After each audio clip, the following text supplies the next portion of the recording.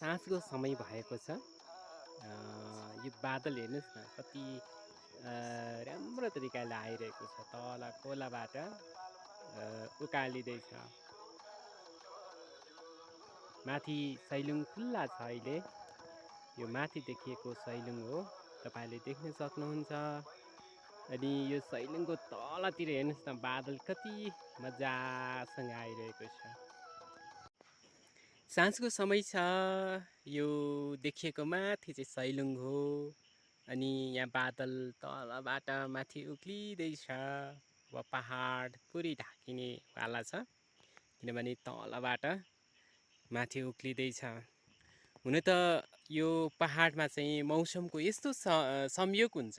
अब हिउँदमा चाहिँ तराईमा बढी बादल लाग्छ भने तराई क्षेत्रमा, अनि यो उसमा चाहिँ बर्खा समयमा चाहिँ बर्खायाममा चाहिँ पहाडमा बढी बादल लाग्छ। अझ पहाडको पनि माथि टुप्पो टुप्पोमा अझ यहाँ देख्न सक्नुहुन्छ, माथि आकाशमा चाहिँ बादलै बादल छ।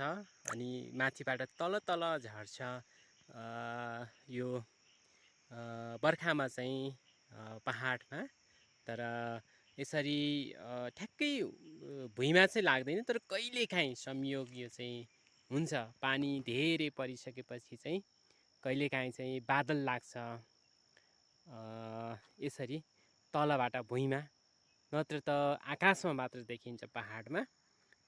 अहिले चाहिँ खुल्ला भएको छ मौसम, तपाईँले देख्न सकिन्छ। यता माथि चाहिँ खुल्ला छ, तर तल चाहिँ आकाशमा उड्न बादल भुइँबाट माथि आइरहेको छ। कि त्यहाँ अलिकता मात्रै सैलुङ देखिएको छ। अघि त मजाले देखिन्थ्यो, अहिले फेरि एकैछिनमा बादलले ढाक्नै लागेको छ। सम्भवतः अब एकैछिनमा ढाक्न सक्छ, किनभने बादल एकदमै ओर्लेर आएको छ।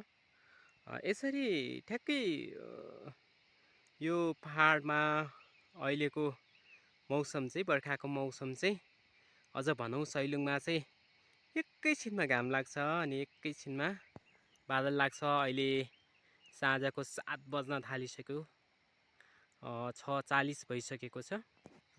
बादल लाग्न थालेको छ। तपाईँले देख्न सकिन्छ भर्खरै 1 मिनटको अन्तराल जस्तै हो। हेर्नुहोस् त, अघि अलिकति छेकिएको थिएन बादल, अहिले चाहिँ ठ्याक्कै त्यो सैलुङ चाहिँ लगभग छेक्न थालिसक्यो। अलिकता मात्रै बाँकी छ। अघि तपाईँले देखेको दृश्य र अहिलेमा धेरै फरक छ। हेर्नुहोस् त, एकैछिनमा छिनभरमै यो सैलुङको मौसम फेरिन्छ। लगभग अब अलिकता मात्रै बाँकी छ पूर्णलाई सैलुङ, नत्र त सैलुङ पुरिसकेको छ। अब हेर्नुहोस् त, अहिले सैलुङ ठ्याक्कै देखिँदैन। अहिलेको मौसम यस्तै छ सैलुङको।